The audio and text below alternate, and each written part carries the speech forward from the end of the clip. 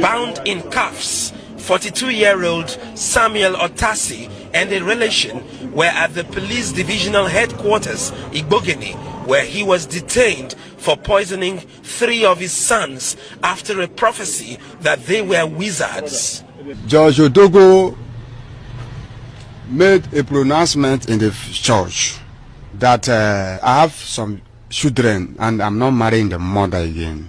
The mother have bewitched all my children to tarnish their life and to tarnish my family's life. That a owner of his son, children, will buy a snapper and poison them and kill them. I've not seen, and I cannot be among that. Otasi is accused of forcing the content of an insecticide called Sniper down the throats of his sons, aged 10, 12, and 14. But the elders miraculously survived the lethal dose of the liquid. My father bring a roof from his pocket and give to Levi. And Levi now tie me and my brothers down and give us the snapper to drink. I used my head and my legs to crawl out from the bush and now managed to escape. When he came, the hands were swollen and there were marks showing that I had been tied for a while, both on the hands and then the legs. So we began to treat him, ran some tests, began to treat him.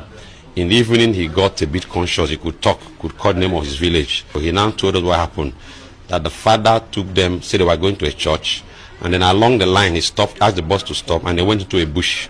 When they got there, with one other man, I think his uncle or so, he tied all of them and forced them to drink Sniper. He was eventually brought to the police station here. When he had recovered a little, he now told us that 2 other of his siblings are still in the bush. By the time we got there, unfortunately, those 2 had already given up the ghost.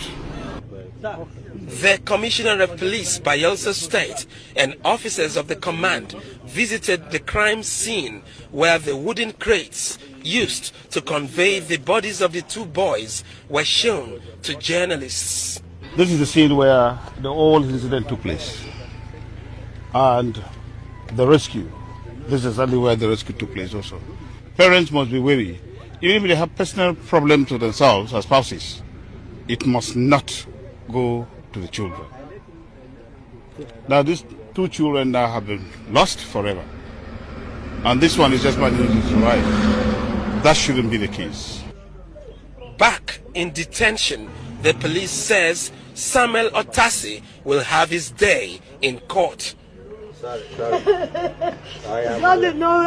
2 grandsons dead, 1 in hospital and her son in detention.